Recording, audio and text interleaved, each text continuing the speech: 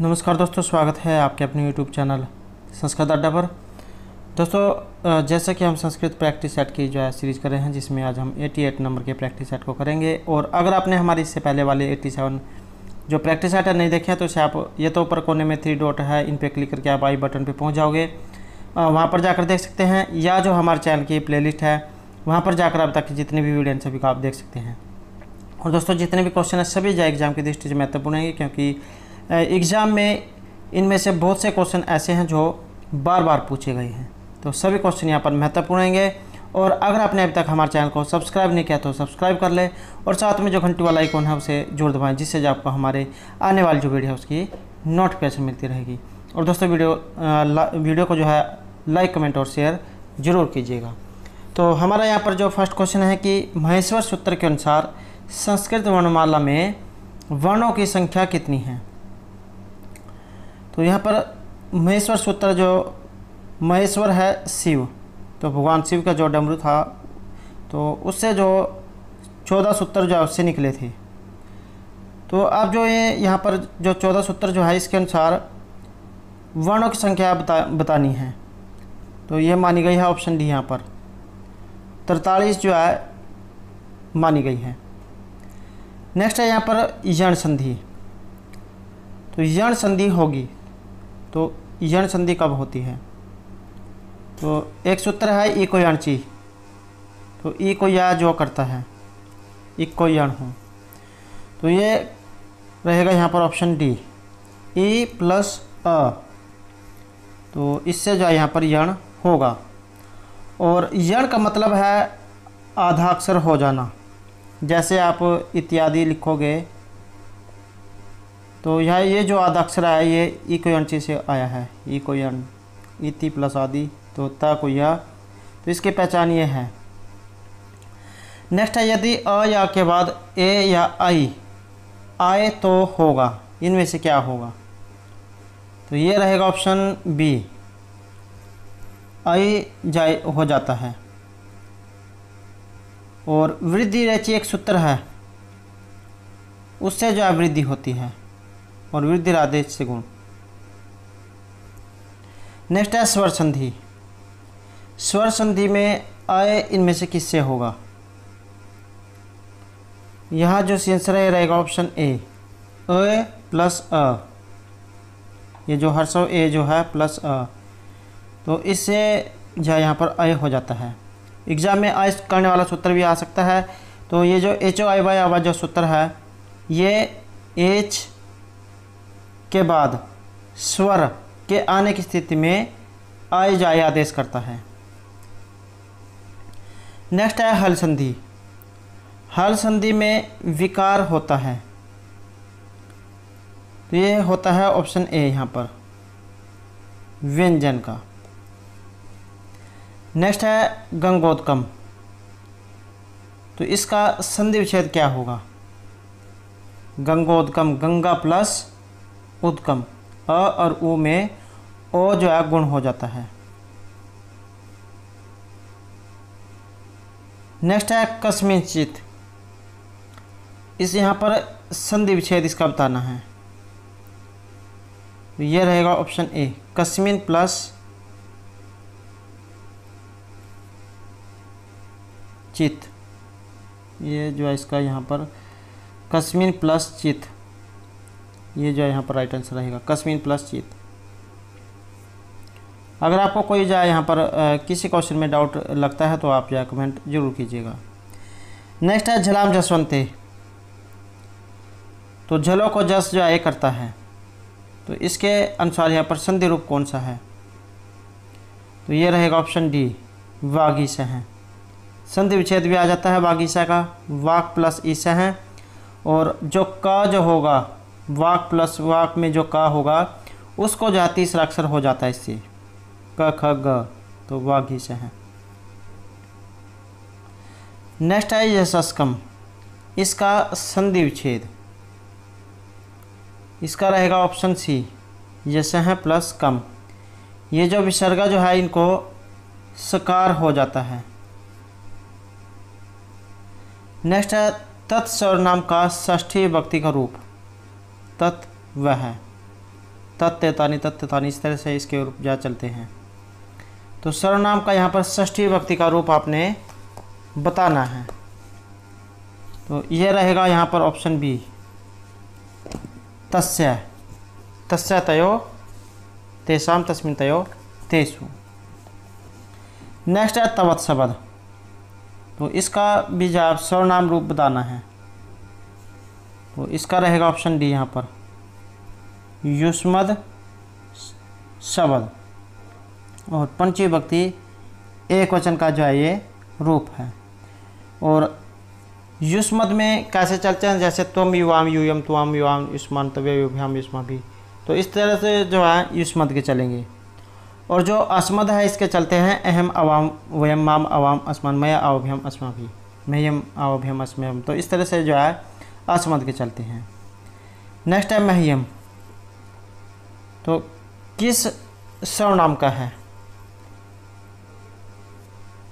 तो ये रहेगा ऑप्शन ए, अस्मद शब्द रूप जो है उसका ये रहेगा। और चतुर्थी विभक्ति एक वचन का ये रूप है।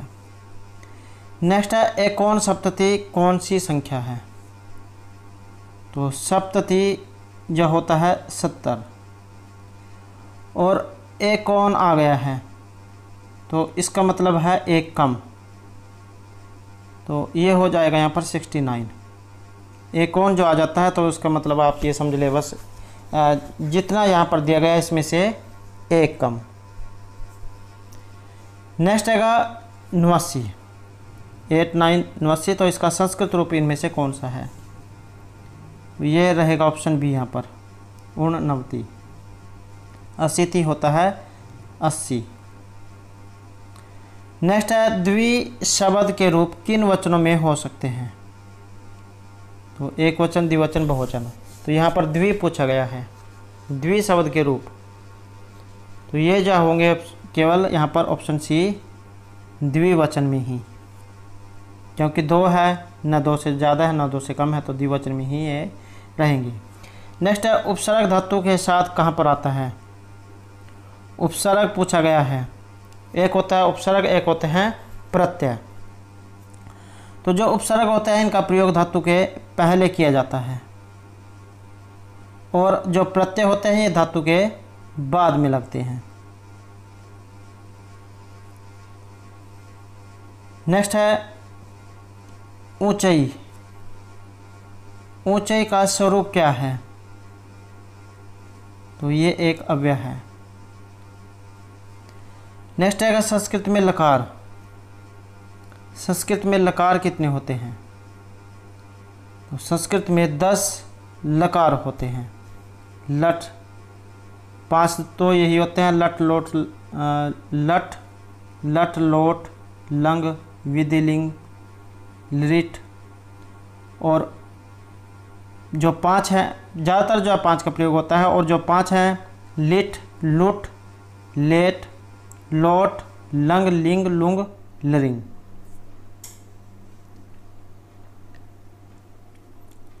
नेक्स्ट है सामान्य भविष्य के लिए प्रयुक्त होता है।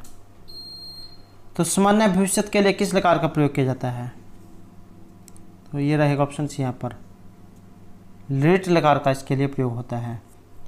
नेक्स्ट है प्रत्येक लकार में पुरुष कितने होते हैं, तो यहाँ जो आंसर है रहेगा ऑप्शन बी, 3 पुरुष होते हैं। प्रथम पुरुष, मध्यम पुरुष, उत्तम पुरुष। 3 वचन होते हैं, एक वचन, द्विवचन, बहुवचन।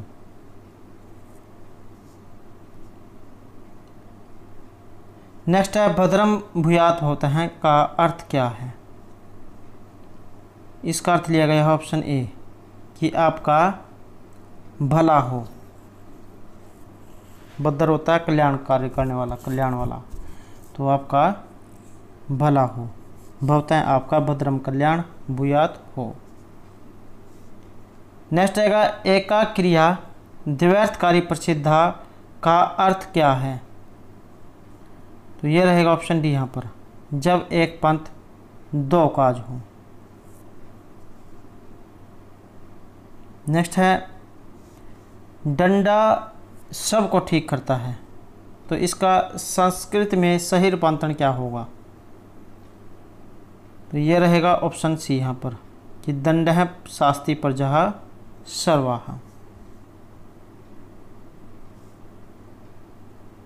नेक्स्ट आएगा दृश्य धातु, देखने अर्थ में है। लिट लकार प्रथम पुरुष और एक वचन का रूप, तो ये रहेगा ऑप्शन बी यहाँ पर। पश्यति पश्यतः पश्यन्ति लट लकार में चलते हैं और इसका जो है यहाँ पर द्रक्ष्यति द्रक्ष्यतः द्रक्ष्यन्ति, तो ये लिट लकार में हो जाते हैं। नेक्स्ट है भू धातु होने अर्थ में लट लकार उत्तम पुरुष और एक वचन में। भवति भवतः भवन्ति ऐसे चलते हैं, भवति भवतः भवन्ति, भवसि भवतः भवत, भुवामि भुवामः भुवामः। तो यहाँ जो राइट आंसर है ये रहेगा ऑप्शन, ये भुवामि जो है यहाँ पर आएगा, भुवामि भुवामः भुवामः, क्योंकि ये लट लकार है। नेक्स्ट है तृतीय विभक्ति में कवि शब्द का सही रूप। तृतीय विभक्ति है और कवि शब्द रूप है, जैसे हरि के रूप चलते हैं, हरि हर्षव ई, ऐसे ही इसमें हर्षव ई है। तो इसका सही रूप कौन सा होगा? तो ये रहेगा ऑप्शन ए। जैसे हरिणा होता है ऐसे ही कविना, कवि और हरि जिसमें हर्षव ई आएंगे उनके जो रूप हर्षव ई की तरह चलेंगे, हर्षव ऊ होगा तो ऊ की तरह, अकारांत होगा तो अकारांत की तरह रूप चलेंगे। तो इस तरह से आप जो है इसको देख सकते हैं। नेक्स्ट आएगा मालायाम किस विभक्ति का रूप है? तो ये रहेगा ऑप्शन सी यहाँ पर, सप्तमी विभक्ति का। माला जैसे लता आ ऐसी माला। नेक्स्ट आएगा नदी ही किस विभक्ति का रूप है? तो यहाँ जो हमारा राइट आंसर है रहेगा ऑप्शन बी, द्वितीय। नदी नद्यो नद्यः नदीम नद्यो नदी, तो द्वितीय विभक्ति का रूप रहेगा, दीर्घ इकारांत ये रहेगा। नेक्स्ट है द्वितीय विभक्ति में जो दधी जो है हर्षव ई से यहाँ पर आया है, इसका रूप किस तरह बनेगा? तो इसका रहेगा ऑप्शन डी यहाँ पर। दधी शब्द का द्वितीय बहुवचन में दधी ददीनी ददीनी, तो ददीनी जो ये रहेगा। नेक्स्ट है मधुनी किस विभक्ति का रूप है? तो ये रहेगा ऑप्शन बी यहाँ पर, द्वितीय विभक्ति का।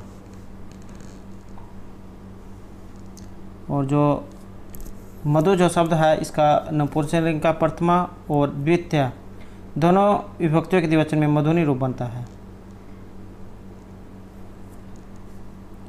नेक्स्ट आएगा येन अंग विकार हैं, वेरी वेरी इंपॉर्टेंट है और कारक से लिया गया है। येन अंग विकार है सूत्र है, तो ये जो सूत्र है ये इसके योग के कारण विभक्ति कौन सी होती है? तो ये रहेगा ऑप्शन बी यहाँ पर। तृतीय जो विभक्ति है इसका प्रयोग किया जाता है जहाँ पर कोई अंग विकार होता है, जैसे पादिन खंजा शीर्षा खलवाट हैं, नेत्रीन कर्ण हैं, तो जहाँ पर अंग विकार दिखाया जाता है वहाँ पर तृतीय विभक्ति का प्रयोग किया जाता है। नेक्स्ट आएगा अभिहिता है। अभिहिता है के योग में विभक्ति कौन सी होती है? अभिहिता है प्रीत हैं, तो इनके योग में विभक्ति, तो ये रहेगा ऑप्शन डी यहाँ पर। अभिहिता है प्रीत हैं, समय निक्षाह प्रतिधिक, तो इन सभी के योग में जो द्वितीय जो विभक्ति है उसका प्रयोग होता है। और हमारे द्वारा जो ये कारक समास संधि इन सभी के ऊपर जो पहले भी बहुत से क्वेश्चन वीडियो जो बनाई गई है, और अगर आपने नहीं देखा तो उसे आप हमारे चैनल की प्लेलिस्ट में जाकर ज़रूर देखिएगा। ये जो आपके जो आगे आने वाला जो एग्ज़ाम है इसके लिए महत्वपूर्ण रहेंगे, तो आप जो उन वीडियो को ज़रूर देखिएगा। नेक्स्ट है यहाँ पर अंतरांतरेण युक्ते, ये सूत्र आया है तो इसके योग में किस कारक का प्रयोग होता है, यह विभक्ति कौन सी लगती है? तो ये रहेगा ऑप्शन सी यहाँ पर, अंतरांतरेण युक्ते, इसके योग में द्वितीय विभक्ति जो कर्म कारक जो है इसका प्रयोग होता है। नेक्स्ट है चतुर्थी विभक्ति तब आती है, तो किसके योग में यहाँ पर चतुर्थी विभक्ति का प्रयोग होगा? तो ये जो क्रोध द्रुह अर्षिया अर्थनाम यम प्रतिकोप हैं, ये जो सूत्र है तो इसके अंदर जितनी भी ये धातु दी गई हैं क्रोध द्रुह ईर्ष्या असूया, तो इन सभी के योग में चतुर्थी विभक्ति का प्रयोग होता है। नेक्स्ट है चर्मणि द्विपिनम हंति वाक्य में जो चर्मणि जो आया है ये यहाँ पर कौन सी विभक्ति का है? तो चर्मन इसमें शब्द है और सप्तमी विभक्ति एक वचन का ये रूप रहेगा। नेक्स्ट है स्पृह धातु स्पर्श करने अर्थ में, तो इसके योग में किस विभक्ति आकार का प्रयोग होता है? तो इसमें जो है यहाँ रहेगा ऑप्शन सी, चतुर्थी विभक्ति का प्रयोग जो है स्पृह धातु के योग में होता है। नेक्स्ट है वह समास जिसमें प्रायः उत्तर पद के अर्थ की प्रधानता होती है, तो वह कौन सा होता है? तो ये रहेगा ऑप्शन डी, तत्पुरुष समास। अविभाव जो समास है इसमें शुरू में अव्यय दिया गया होगा, अव्यय उपसर्ग, तो ये इसकी पहचान है। द्विगु इसमें जो शुरू का जो पद है वो संख्यावाची होगा। द्वंद्व जो है ये च और के द्वारा जोड़ा जाता है, जैसे राम लक्ष्मण भाई बहन सीता गीता, तो इस तरह से जाय होगा। और जो तत्पुरुष समास है इसमें जो है उत्तर पद प्रदान होता है। नेक्स्ट आएगा विष्णु के बाद का संपूर्ण पद कौन सा है? तो ये रहेगा ऑप्शन ए, अनुविष्णु विष्णु हो पश्चात, तो विष्णु का सुप्सु, तो ये रहेगा यहाँ पर ऑप्शन ए। नेक्स्ट है सहरी, तो इसमें समास कौन सा है? तो सहरी इसमें रहेगा ऑप्शन बी, यहाँ पर हरे सादृश्यम, तो यहाँ पर जो है अविभाव जो समास है उसका प्रयोग हुआ है। नेक्स्ट आएगा चौरभ्यम चौराभ्यम चौर गसिभ्यासु, तो इसमें समास कौन सा है? तो पंचमी तत्पुरुष समास का इसमें प्रयोग हुआ है। नेक्स्ट है चतुर्थी तत्पुरुष समास, किस में आया है? तो ये रहेगा ऑप्शन डी,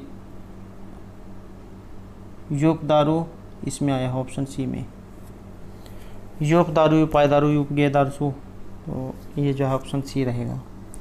नेक्स्ट है समास में प्रथम शब्द संख्यावाचक हो तो वह समास कौन सा होगा? शुरू में संख्यावाची इनमें से देख लो किस में होता है, तो ये रहेगा ऑप्शन डी। यहाँ पर जो द्विगु है इसमें जो पूर्व जो पद है ये संख्यावाची दिए गए होते हैं। और अविभाव में शुरू में अव्यय, और जो न तत्पुरुष समास है इसका जैसे अब्राह्मण न ब्राह्मण इस तरह से बनते हैं। और जो बहुब्रीहि समास है इसमें अन्य पद प्रदान होता है। नेक्स्ट रहेगा शशि शेखर में समास कौन सा है? तो यहाँ माना गया है ऑप्शन ए, शशि शेखर हैं, चंद्रमा है शिखर पर जिसके ऐसा कोई व्यक्ति, तो बहुब्रीहि समास वहाँ पर होता है जहाँ पर किसी अन्य ही पद के बारे में पता लगता है, न पूर्व और न ही उत्तर पद प्रदान इसमें होता है। नेक्स्ट आएगा राम है शब्द का षष्ठी और बहुवचन का रूप, तो ये रहेगा ऑप्शन बी रामानाम। नेक्स्ट है साधु शब्द का सप्तमी और एक वचन का रूप, तो ये है ऑप्शन सी साधु। नेक्स्ट आएगा धेनुआ, धेनु शब्द है यहाँ पर, धेनु का अर्थ गाय, तो किस विभक्ति का ही रूप है धेनुआ? ये है ऑप्शन ए प्रथमा विभक्ति का। नेक्स्ट है छोटी से छोटी व्यक्त खंड ध्वनि को क्या कहा जाता है? तो उसे वर्ण या अक्षर कहा जाता है, या छोटी छोटी ध्वनि जिसके जाए और खंड न हो सकते उसे वर्ण या अक्षर कहा जाता है। आपने जो है ये तो जो चौथी पाँचवीं के जो बच्चे जो हैं उनकी कक्षा में भी यहीं से शुरू होते हैं। नेक्स्ट है महेश्वर सूत्र के अनुसार कुल स्वर संख्या, महेश्वर के जो सूत्र है भगवान शिव के जो डमरू से निकले थे, तो उसके अनुसार यहाँ पर स्वरों की संख्या कितनी है? तो ये मानी गई ऑप्शन बी 9, अ ई उ री री ए ओ आई औ, तो इस तरह से जाए 9 माने गए हैं। एग्जाम की दृष्टि से महत्वपूर्ण क्वेश्चन रहेगा, क्योंकि हम ज़्यादातर संस्कृत में यही पढ़ते आते हैं कि 13 स्वर है 33 व्यंजन हैं, सिर्फ यही याद रखते हैं। तो ये जब महत्वपूर्ण क्वेश्चन रहेगा तो आपने इसको भूलना नहीं है। नेक्स्ट है वाक्य में संधि करना अथवा न करना क्या है? तो ये रहेगा ऑप्शन ए, वाक्य में संधि करना अथवा न करना ये ऐच्छिक है। नेक्स्ट है धातु और उपसर्ग में संधि करना किस प्रकार का है? तो ये ऑप्शन सी रहेगा यहाँ पर अनिवार्य रहेगा इसमें।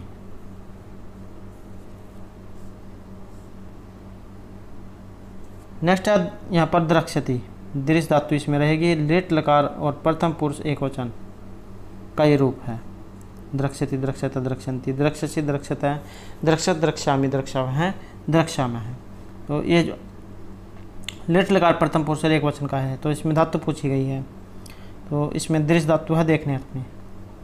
नेक्स्ट है नम धातु है। लेट लकार उत्तम पुरुष और एक वचन, तो लेट लकार में नम नमस्कार करना, लेट लकार भविष्यत काल, तो ये बनेगा ऑप्शन डी यहाँ पर ननश्यामी।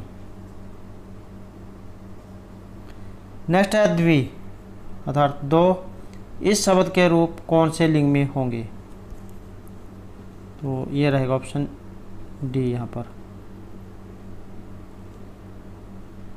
द्विवचन में और तीनों लिंगों में बनेंगे, द्विवचन में भी होंगे और तीनों लिंगों में। नेक्स्ट है संस्कृत में 10,000 को किस तरह लिखा जाएगा,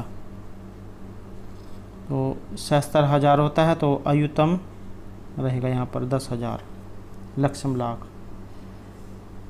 नेक्स्ट है मैनाक किसका पुत्र है, मैनाक इनमें से किन का पुत्र है, तो ये है ऑप्शन बी यहाँ पर हिमालय। तो मैनाक जो है इनके पिता का नाम हिमालय और माता का नाम मैना है, माता के नाम पर ही जो इनका नाम ये मैनाक रखा गया है। नेक्स्ट है और अगली जो महत्वपूर्ण सूक्ति है प्रारभ्यत न खलु विघ्न भेन निचयी, तो यहाँ पर बताना है क्या आएगा, तो ये जो ऑप्शन सी रहेगा कि प्रारभ्यत न खलु विघ्न भेन निचयी, प्रारभ्य विघ्न विहिता विरमन्ते मध्य। महर्षि जो भर्तृहरि जो है उनके द्वारा जो नीति शतक लिखा गया है वहाँ से ये लिया गया है, और भर्तृहरि को 3 शतकों के रचयिता माना जाता है, नीति, श्रृंगार और वैराग्य शतक। और इसमें कहा गया है कि जो दुष्ट जो व्यक्ति होते हैं, गंदे नीच व्यक्ति, वो विघ्नों के भय के कारण कार्य को आरंभ ही नहीं करते हैं, या जो कर देते हैं तो बीच में ही छोड़कर भाग जाते हैं। नेक्स्ट है करुणा परिणाम काया न विभाति ही, तो इसमें रहेगा ऑप्शन डी परोपकारी, परोपकार के लिए। ये भी जो यहाँ पर नीति शतक से लिया गया है। व्यक्ति का जो शरीर जो होता है उसकी शोभा हेल्प करने से होती है, दूसरे की परोपकार से। नेक्स्ट है ये परहितम स्वार्थ है निघ्नन्ति, नीति शतक के अनुसार वे लोग किस प्रकार के हैं, तो ये रहेगा ऑप्शन बी मानुष राक्षसा, ते अमी मानुष राक्षसा परिहितम स्वार्थ है निघ्नन्ति, ये निघ्नन्ति निरर्थकम परिहितम ते के न जमी मही। तो इसमें कहा गया कि जो लोग स्वार्थ के लिए प्रार्थ की हानि करते हैं वे मानुष राक्षस हैं, अर्थात अपनी सिद्धि के लिए दूसरे का गलत काम करना। नेक्स्ट है पर्वत के पंख किसने काटे थे, तो ये है ऑप्शन ए यहाँ पर, जो इंद्र जो है उनके द्वारा पर्वतों के पंख जो है काट दिए गए थे। प्राचीन समय में माना जाता है कि जो पर्वत जो थे उड़ा करते थे और एक स्थान से दूसरे स्थान पर चले जाते थे, तो इंद्र ने जो इनके पंख काट दिए थे। नेक्स्ट है ना अस्ति उद्धम समः, तो रिक्त स्थान फिल करना है, ऑप्शन सी ना अस्ति उद्धम समः बंधु, परिश्रम के समान कोई मित्र नहीं है।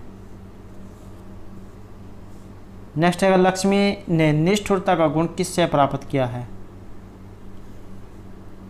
ये रहेगा ऑप्शन डी यहाँ पर कौतुक मणि से। और जो ये जो यहाँ पर जो पंक्ति जो आई है ये कादम्बरी से ली गई है, और कादम्बरी बाणभट्ट द्वारा जो रचित है और महत्वपूर्ण जारी रहेगी। नेक्स्ट है लक्ष्मी पाताल गेहूँ एव, तो यहाँ पर जो इसमें फिल करना है, इसमें रहेगा ऑप्शन सी तमो बहुला, ये भी जो है सुखना उपदेश जो कादम्बरी जो है वहाँ से ली गई है। और इसमें कहा गया है कि अंधकार बहुल पाताल गुफा की भांति लक्ष्मी भी तमोगुण बहुल है। नेक्स्ट है लक्ष्मी से कुप्रभावित राजा दर्शन प्रदानम अपि रिक्त स्थान गण्यति, तो यह है ऑप्शन बी अनुग्रहम। दर्शन प्रदान आपे अनुग्रहम गणयंती। यह भी जो सुखनाथ उपदेश की जो कादम्बरी जो है वहाँ से लिया गया है। और कहा गया है कि लक्ष्मी से कुप्रभावित राजा लोग प्रजाजनों को दर्शन देना भी अनुग्रह समझते हैं। नेक्स्ट है कौन सा राजा सिद्ध आदेश होता है? तो ये माना गया है ऑप्शन है यहाँ पर आरूढ़ प्रताप। आरूढ़ प्रतापो ही राजा त्रैलोक दर्शक इव सिद्ध आदेश भवती। कि तेजस्वी राजा ही त्रिकालदर्शी योगी की भांति सिद्ध आदेश होते हैं। कादम्बरी से इसका संबंध है। नेक्स्ट है लक्ष्मी साधु भाव की क्या है? यह रहेगी ऑप्शन डी वध्यशाला। नेक्स्ट है उत्तरामचरित के रचयिता। तो ये है ऑप्शन बी यहाँ पर मिर्ची जो भभूति है उनके द्वारा जो रचित नाटक है ये उत्तरामचरित है। 7 अंक इसमें रहेंगे और करुण रस इसमें है। राम के उत्तर की कथा का इसमें वर्णन है। 12वीं का किरातार्जुनीय है। भर्तृहरि के 3 शतक हैं। भरतमुनि का नाट्यशास्त्र है। नेक्स्ट है अमर सिंधु इनमें से एक है। तो किसका नाम है ये रहेगा ऑप्शन सी यहाँ पर गंगा का जो है ये नाम है। नेक्स्ट है उत्तर रामचरित के तीसरे अंक का मुख्य रस, या जो यहाँ पर तीसरा अंक का मुख्य रस पूछ लिया गया है। एग्जाम में ये भी क्वेश्चन बहुत बार देखने को मिला है कि तीसरे अंक को क्या कहा जाता है, 6 अंक किसको कहा जाता है। और तीसरे अंक का जो मुख्य रस यहाँ पर पूछा गया है तो रहेगा ऑप्शन ए। वैसे तो इसमें जाकरुण रस का ही प्रयोग हुआ है सभी में। नेक्स्ट आएगा शिवराज विजय किस श्रेणी का एक काव्य है? अंबिका दत्त व्यास के द्वारा रचित है और किस श्रेणी का एक काव्य है? तो ये रहेगा ऑप्शन सी यहाँ पर ऐतिहासिक उपन्यास है। 12 निश्वासों में है, 3 विरामों में है। और इनका जीवन परिचय और इनके महत्वपूर्ण क्वेश्चन हमारे द्वारा पहले वीडियो में कराए गए हैं, तो आप वहाँ जाकर जरूर देखिएगा। नेक्स्ट है मेघदूत में धूम ज्योति सलील मरुताम से निपाता है। तो ये क्वेश्चन बहुत बार DSSB के एग्ज़ाम में भी आया है और यूपी स्टेट लगभग ज़्यादातर पूछा गया है। तो एक तो जाए मेघदूत से लिया गया है। मेघदूत महर्षि कालिदास के द्वारा रचित 2 खंडों में है। पूर्व उत्तर में 115 टोटल श्लोक है। मंदक्रांता छंद का इसमें प्रयोग हुआ है। तो यहाँ पर यह पूछा गया कि धूम ज्योति सलील मरुत जो है इनसे क्या बना है? तो ये बना है ऑप्शन बी। मेघ जो है धूम ज्योति सलील और मरुत इन 4 से मिलकर बना है। नेक्स्ट है प्रकृति कृपणा चेतन अचेतनीसु। तो ये क्या होते हैं? ये रहेगा ऑप्शन डी कामर्ता प्रकृति कृपणा चेतन अचेतनीसु। जो कामर्त जो होते हैं वे चेतन और अचेतन में अंतर नहीं कर पाते हैं। नेक्स्ट आएगा राजहंस कहाँ जाने को उत्सुक होते हैं? तो यह रहेगा ऑप्शन सी यहाँ पर मानसरोवर। नेक्स्ट है शिवराज विजय का ही विभाजन हुआ है। तो विभाजन इनमें से किस में हुआ है? रहेगा ऑप्शन ए निश्वासों में, 12 निश्वास। नेक्स्ट है किरातार्जुनीय में दुर्योधन की तुलना किससे की गई है? तो ये की गई है ऑप्शन बी यहाँ पर उरग से। और किरातार्जुनीय भारवी के द्वारा रचित है। किरात यहाँ पर शिव को कहा गया है और नायक अर्जुन है, नायिका द्रौपदी। और जो भारवी इनको अर्थ गौरव के लिए जाना जाता है। इनका जो किरातार्जुनीय में यहाँ से संस्कृत का कोई सा भी एग्जाम हो वहाँ से जा क्वेश्चन जरूर आते हैं। और इसके ऊपर भी जो हमारे द्वारा पहले जो है इनका जीवन परिचय और महत्वपूर्ण क्वेश्चन कराया गया है, तो आप जरूर पढ़िएगा क्योंकि एग्जाम में यहाँ से क्वेश्चन 100% पूछ जाते हैं।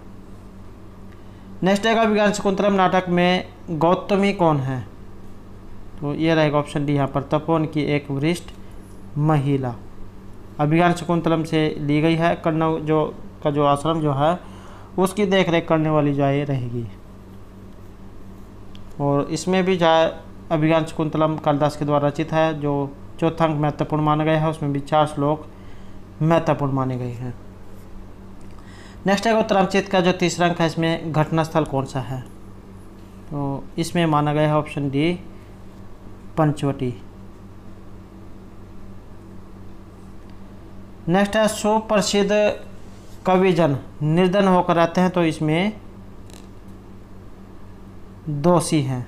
तो दोषी इसमें कौन है? तो इसमें रहेगा ऑप्शन बी राजा। और जो नीति शतक जो है वहाँ से लिया गया है, नीति शतक भर्तृहरि के द्वारा रचित है कि जो राजा जो है उसके होते हुए उसकी प्रजा दुखी नहीं होनी चाहिए। नेक्स्ट है किरातर्जुनी में गुप्तचर किस वेश में जाता है? तो ये जाता है ऑप्शन सी यहाँ पर ब्रह्मचारी के भेष में।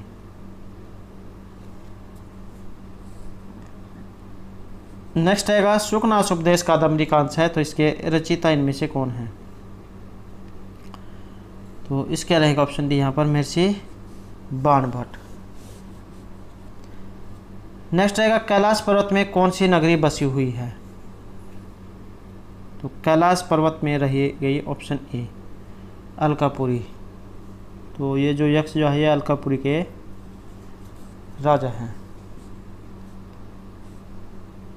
नेक्स्ट है राजा दुष्यंत शकुंतला को पहचान सकते हैं जब वह देखेंगे अभिज्ञान और शकुंतलम। तो अभिज्ञान जो है ये अभिज्ञान और शकुंतला को जब अलग अलग करते हैं तो अभिज्ञान का जो अर्थ है ये लिया गया है ऑप्शन सी यहाँ पर कोई मुद्रा अंगूठी से, और शकुंतला एक पक्षी का नाम था तो उसके नाम पर उसका नाम रखा गया था। तो जो दुर्वासा जो ऋषि है जब ये शकुंतला अपने जो पति जो है उसके ख्यालों में खोई हुई होती है तो राजा ये जो महर्षि कश्यप उनके द्वार पर आते हैं और जब उसके शकुंतला का उनकी तरफ ध्यान नहीं जाता है तो वे जो उनको शाप दे देते हैं कि तुम जिसके ख्यालों में खोई हुई हो तुम उसी को भूल जाओगी। नेक्स्ट आएगा शिवराज विजय के कथानक के प्रारंभ का काल। तो शुरू किससे होता है? प्रातः काल के वर्णन से। नेक्स्ट आएगा सुलभ कोपो महर्षि इनमें से कौन है? सुलभ कोप है महर्षि, तो ये माने गए ऑप्शन सी दुर्वासा। थोड़ी सी बात में ही एकदम से क्रोधित हो जाने वाले। नेक्स्ट है विषय के सुख में आसक्ति मनुष्य को क्या करती है? तो ये रहेगा ऑप्शन ए यहाँ पर विषय सुख अच्छे अवसर लगते हैं परंतु वस्तुतः मनुष्य को नष्ट कर देते हैं। अगला क्वेश्चन यहाँ पर सोमनाथ तीर्थ को धूलि में किसने मिला दिया था? सोमनाथ जो मंदिर है तीर्थ उसको मिट्टी में मिला दिया था, तो ये कौन थे? तो ये था महमूद गजनवी, और जो पंडित अम्बिकादत्त व्यास के द्वारा जो रचित ग्रंथ है उसमें इसका वर्णन हुआ है शिवराज विजय में। नेक्स्ट है ऋषि वशिष्ठ की पत्नी का नाम। तो इनकी जो पत्नी है इसका जो नाम है ये था ऑप्शन बी अरुंधति। नेक्स्ट है सोमनाथ तीर्थ के देवता कौन हैं? तो ये रहेगा ऑप्शन डी यहाँ पर भगवान शंकर। नेक्स्ट आएगा शकुंतला को विदाई का आदेश इनमें से किन के द्वारा दिया गया था? तो ये था ऑप्शन ए महर्षि कण्व के द्वारा। और जो महर्षि कण्व जो थे इनको जो आकाशवाणी के द्वारा शकुंतला विषयक समस्त बातों की जानकारी हो गई थी तो इस कारण से उसने जो है शकुंतला को विदाई का आदेश दिया था। नेक्स्ट आएगा शूरवीर महितल पर अपना प्रभाव प्रकट कर सकता है। तो ये रहेगा ऑप्शन सी यहाँ पर पराक्रम के द्वारा। नेक्स्ट है नीति शतक में पूर्व तपसा खलु संचितानी का यहाँ पर अर्थ क्या है, किससे लिया गया है? तो ये रहेगा ऑप्शन डी भाग्यानी।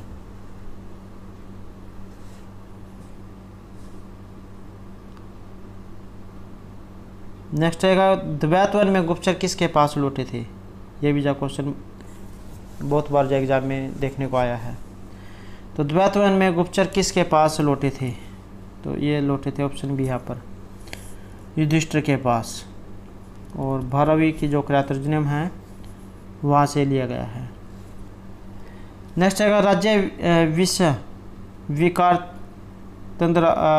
तंद्राप्रदा, तो ये जो है यहाँ पर रहेगा, इसे आप देख लेना। तो ये किसके बारे में है? तो ये रहेगा ऑप्शन ए राज लक्ष्मी के बारे में।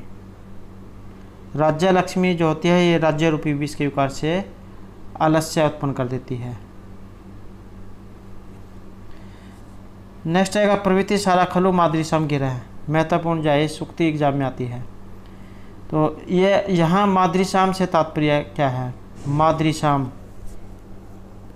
तो इसका अर्थ लिया गया है ऑप्शन सी यहाँ पर गुप्तचर से। माद्री शाम का जो मतलब है ये होता है मुझसे, मुझ पर, तो मुझ गुप्तचर जैसे व्यक्ति के लिए कहा गया है। नेक्स्ट आएगा यक्ष के विरह का समय कितना बीत चुका है? 1 साल का जो है उनको श्राप दे दिया गया था, तो उनका समय कितना रह गया था? तो ये था ऑप्शन बी यहाँ पर 8 महीने का। नेक्स्ट है इति आख्याते पौन तन्यम मैथिली उन्मुखी सा, सात से तात्पर्य क्या है? तो ये सा किसके लिए आया है? तो एक तो जो आप यहाँ पर ये अंदाज़ा लगा सकते हैं, एक होता है सह और एक होता है सा। ये आता है पुल्लिंग में और ये आता है स्त्रीलिंग में। तो ये जो इससे एक तो जो ये मालूम हो जाता है कि ये स्त्रीलिंग के लिए आया है। तो ये स्त्रीलिंग कौन है? ये रहेगा ऑप्शन सी यहाँ पर यक्षिणी। तो यक्षिणी के लिए आया है, मेघदूत जो है वहाँ से संबंध है इसका।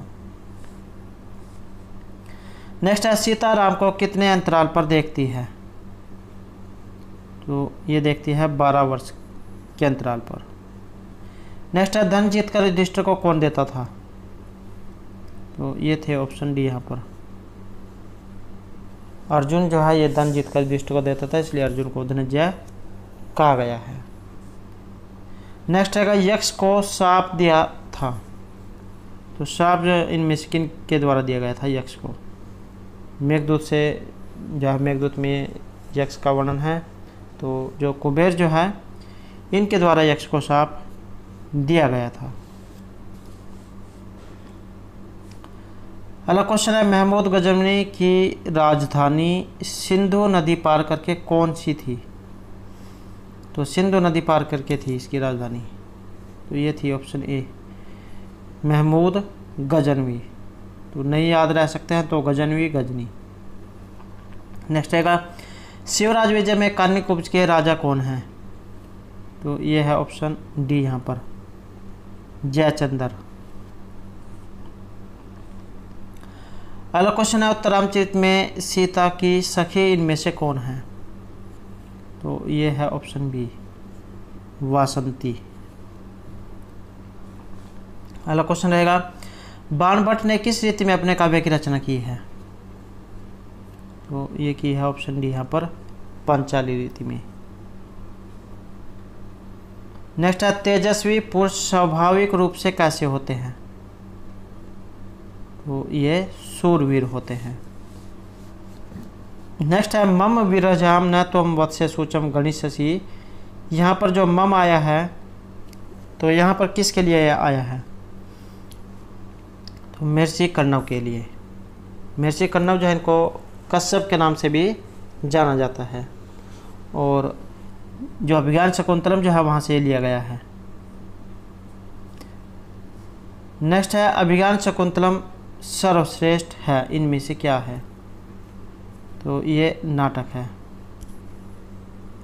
काव्येषु नाटकम रम्यम तत्र रम्य शकुंतला तत्रापि या तत्रापि चतुर्थ श्लोक चतुष्टयम। तो इस तरह से जो ये श्लोक है आपने जो सुना होगा, चतुर्थक से जो इसका संबंध है। नेक्स्ट है उत्कोपित लोचना इव तेजस्वी नेक्षंते आचरण करते हैं। तो ये रहेगा ऑप्शन बी यहाँ पर लक्ष्मी से प्रभावित। तो लक्ष्मी से जो को प्रभावित जो राजा लोग हैं ये नेत्र रोगियों की भांति तेजस्वियों को नहीं देख पाते हैं। नेक्स्ट है विद्या विहीन तो ये इनमें से कौन है? विद्या से रहित, जिसके पास पढ़ाई नहीं है या जो अनपढ़ है, तो उसे माना गया है पशु के समान। विद्या राजसु पूजनते नहीं धनम विद्या विहीन है पशु। नेक्स्ट है विचित्र रूपा खलु चित्त वृत्ति है। यह जो श्लोक है कहाँ से यह लिया गया है?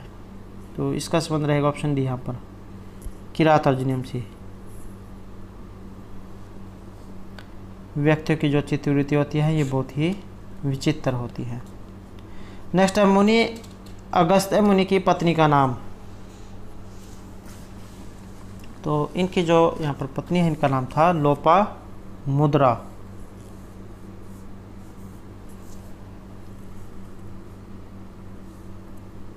और जो अगस्त्य जो थे उन्होंने स्वयं जो लोपा मुद्रा इनका नामकरण ये किया था।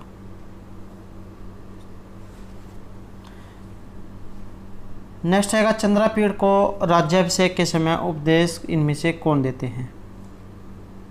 तो ये दिया गया था ऑप्शन बी यहाँ पर, शुकनाश के द्वारा। कादम्बरी से इसका संबंध है, बाणभट्ट के द्वारा रचित है। नेक्स्ट है सखी शब्द, इसका चतुर्थी विभक्ति में रूप कौन सा होगा? तो ये बनेगा ऑप्शन सी यहाँ पर, सख्य। सखा सखाय उसकाया है, तो सख्य रूप ये बनेगा। नेक्स्ट है सुधियम किस विभक्ति का रूप है? यह रहेगा ऑप्शन डी यहाँ पर, द्वितीय विभक्ति का। नेक्स्ट है चक्कर पाणी, चक्कर है हाथ में जिसके ऐसा कोई व्यक्ति, तो समास कौन सा है? तो ये रहेगा ऑप्शन सी, कि ऐसा कोई व्यक्ति जिसके हाथ में चक्कर है। तो आप ये देखो कि इसमें ऐसा कौन व्यक्ति है जिसके हाथ में चक्कर है। तो बहुव्रीहि समास यहाँ पर वो है, क्योंकि यहाँ पर जो अन्य जो अर्थ है ये निकल कर आया है। तो चक्र पाणु ये सच है, चक्कर पाणी, बहुव्रीहि समास। नेक्स्ट है अविभाव समास में पद के अंत में लिंग कौन सा होता है? कौन सा लिंग इसमें रहेगा? नपुंसक लिंग का इसमें प्रयोग होता है। नेक्स्ट है प्रत्यक्षम, इसकी संधि भी एग्जाम में आ जाती है, तो प्रति प्लस अक्षम प्रत्यक्षम, ई को या जा हो जाता है, ई को अंश से। तो यहाँ पर समास पूछा गया कि समास कौन सा है? इसमें रहेगा ऑप्शन सी यहाँ पर, प्रति अव्यय जो शुरू में अगर अव्यय उपसर्ग हो अविभाव समास उसमें होता है, तो यहाँ पर जो अविभाव समास ये माना गया है। नेक्स्ट है पृथक बिना नाना बिना, तो इनके योग में विभक्ति कौन सी होती है? तो पृथक बिना नाना भी तृतीय अन्यत्र श्याम, तो बिना के योग में जो है द्वितीय तृतीय और पंचमी विभक्ति का प्रयोग होता है, दूसरी तीसरी और पंचमी। सूत्र है पृथक बिना नाना भी तृतीय अन्यत्र श्याम। अन्यत्र श्याम जो दिया गया होता है उसका मतलब होता है विकल्प, कि कहीं पर ये जो करेगा काम और कहीं नहीं करेगा। नेक्स्ट है कर्मवाच्य क्रिया का कर्ता किस विभक्ति में होता है? कर्मवाच्य का, तो ये रहेगा ऑप्शन बी यहाँ पर, तृतीय विभक्ति में।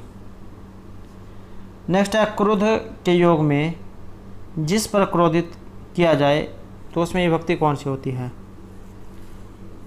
उसमें रहेगा ऑप्शन बी, चतुर्थी विभक्ति। एक सूत्र जो इसमें आपने सुना होगा, क्रोध दुरोह ईर्ष्या असूया यम प्रतीकोप हैं, तो जहाँ पर ये धातु दी गई होंगी क्रोध दुरोह ईर्ष्या असूया, तो इनमें चतुर्थी विभक्ति रहेगी। नेक्स्ट है उपसर्ग, इनमें से क्या है? अव्यय होते हैं, शब्द हैं, प्रत्यय या कृदंत है। तो अव्यय जो है ये उपसर्ग होते हैं, 22 उपसर्ग हैं। नेक्स्ट है नाम के बाद जो प्रत्यय आते हैं उन्हें क्या कहा जाता है? तो नाम के बाद जो आएंगे उन्हें तद्धित कहा जाएगा। अण, यह, तरप, यह, सुन, तहसील, मतूप, तो जो ये रहेंगे तद्धित प्रत्यय। नेक्स्ट है कर्तृवाच्य में कर्म कौन सी विभक्ति में आता है? यह आता है ऑप्शन बी यहाँ पर, द्वितीय विभक्ति में। नेक्स्ट है नारीभिः भूषणानि धार्यन्ते में वाच्य परिवर्तन करने पर वाक्य कैसा होगा? तो वाच्य परिवर्तन करना है, तो इसका बनेगा ऑप्शन डी यहाँ पर, नार्यः भूषणानि धार्यन्ति। नेक्स्ट है रामः पुस्तकानि पठति, इसमें वाच्य परिवर्तन करना है। तो ये रहेगा ऑप्शन सी यहाँ पर, रामायण पुस्तकानि पठ्यन्ते, जो यहाँ पर ये इसमें तृतीय हो जाएगी, और जो पठती परस्मै पद में है ये आत्मनेपद पद में हो जाएगी, रामायण पुस्तकानि पठ्यन्ते। जो पुस्तकानि जो है ये प्रथम बहुवचन में है, तो इसके अनुसार जाए बदल जाते हैं, इनके ऊपर भी जाए अब एक जो वीडियो बना दी जाएगी, तो उसमें जो आपको सारे अच्छे से समझ में आ जाएंगे। नेक्स्ट है भवान घटान रिक्स्थान भर दो के लिए होगा, तो ये रहेगा ऑप्शन ए यहाँ पर, पूर्यतु, भवान घटान पूर्यतु। नेक्स्ट है जिस क्रिया का वाच्य क्रम हो तो उसे क्या कहा जाता है, तो उसे कहा जाएगा ऑप्शन बी यहाँ पर, कर्म वाच्य है। तो दोस्तों ये थे हमारे आज के यहाँ पर संस्कृत जो है प्रैक्टिस सेट से संबंधित कुछ जो महत्वपूर्ण क्वेश्चन जो आपके आगे आने वाले एग्जाम के लिए महत्वपूर्ण रहेंगे। और दोस्तों अगर आपने अब तक हमारे चैनल को सब्सक्राइब नहीं किया तो सब्सक्राइब कर ले, और साथ में जो घंटे वाला आइकॉन है उसे जरूर दबाएं, जिससे जो आपको हमारे आने वाली जो वीडियो उसकी नोटिफिकेशन मिलती रहेगी। और दोस्तों वीडियो को लाइक कमेंट और शेयर जरूर कीजिएगा, और हमारे साथ अंतर बनाने के लिए धन्यवाद।